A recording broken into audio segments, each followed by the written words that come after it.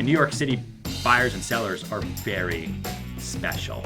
They're a special breed of people.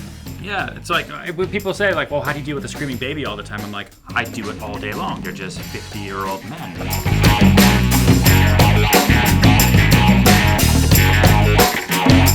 My daughter's very well behaved compared to all of my clients, and I don't care if my clients are watching this because they know. They need a lot of diapers. I agree with them.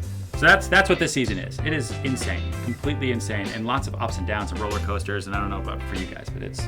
But I think it's more interesting, I think, to watch as a viewer, because I say that in the first episode, like I've been spoiled sitting in this interview chair and been bragging about my amazing business for years, and deals just. So now we're like, a lot of these deals are not happening. We have to work even harder, and there's still no commission. So how do we deal with that? I think it's interesting, and it's real, you know.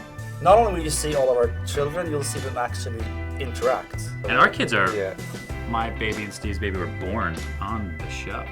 Like that's pretty crazy this year. We both start the seasons with no babies, and then we end the season with babies. What is the likelihood that the cast would all have babies basically in one season? It's pretty wild. How do you baby-proof $1 million listing? Leave the toys so that people know that it's baby awesome and baby approved. Because then kids like it when the buyers come through with their kids. It's a good thing. But you got to remove like the little plastic things on the edge of glass tables so the babies don't face into the glass. You got to take that stuff away. I think that's the latches on the windows and the little things. So you can open up a window, get some fresh air if we need it. I agree. Everyone loves a cute baby room with the cribs. Don't remove that. Sellers always ask, like, should we remove the toys? Well, don't have the toys all over the apartment, but like people love kids and it's a happy place to live, so please buy it. It's hard. You know, it's hard. My mother-in-law lives with me, which is great. She's Greek. So it's actually like a good thing. I tell people that. Like my mother-in-law lives with me and they're like, how do you live? But she's awesome. Takes care of everything. She's great. So she's helpful, but it's like you want to be home now. The market's much harder, so it's harder to sell things. It takes more time. Like my instinct is to be like at the office more, working more, but at the same time, you're like, wait, no, I want to be there for bath time.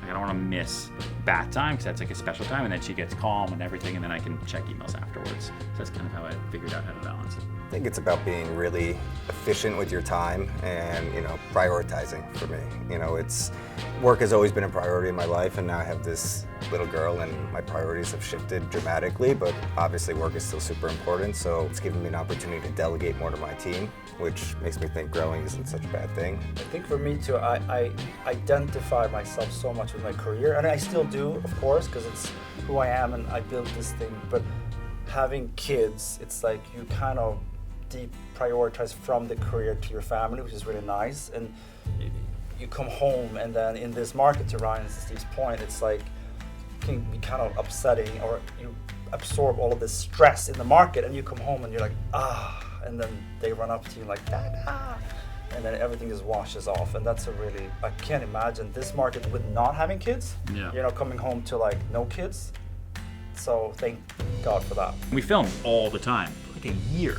And so it gets a lot, and I think there was just one day where it was just like bad news after bad news after bad news after bad news after super bad news, and then I got home so you'll see it's there, and the season is very, very real. I think it's amazing because I think that a lot of guys hold it within at work, like, and then to be able to come home to your wife and be open enough and love her to be feeling safe, and then have cameras and then talk about it now, it's all good, you know. But watching it back and seeing that, I know that you were gonna super pregnant Amelia, who's like, thank you for coming home after working a 15-hour day. Can you take care of me? And I'm like, I can't.